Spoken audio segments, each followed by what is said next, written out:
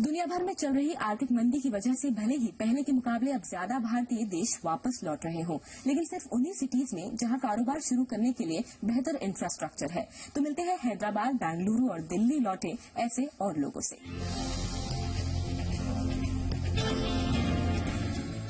IT के मामले में बेंगलुरु के बाद हैदराबाद का नंबर आता है। इसे साइबराबाद भी कहा जाता है। जानकारों का मानना है कि हैदराबाद का फेवरेबल इंफ्रास्ट्रक्चर और सरकारी पॉलिसी में बदलाव भारतीयों को वापस अपने देश की ओर खींच रहा है।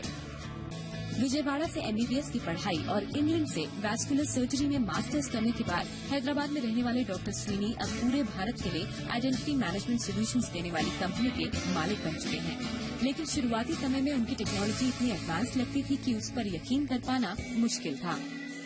First challenge, and we have to make them believe that okay, these technologies will work, kind of thing. Initially, when I was talking to some of these people, they were telling me, "Oh, these technologies used in James Bond movies only."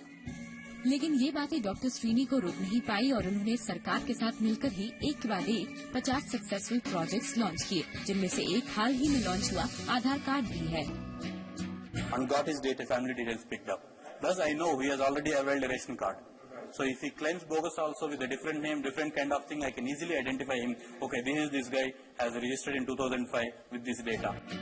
सिर्फ आंखों के retina के photo से एक शख्स की पूरी details हासिल करना और इस टेक्नोलॉजी को पूरे देश में अप्लाई करना नामुमकिन को मुमकिन करने जैसा था। और अब डॉक्टर श्रीनी का अगला मिशन है भारतीयों के लिए एक ऐसा डिलीवरी सिस्टम बनाना जिससे सरकारी कामों के लिए आम लोगों को दर दर की ठोकरें ना खानी पड़े।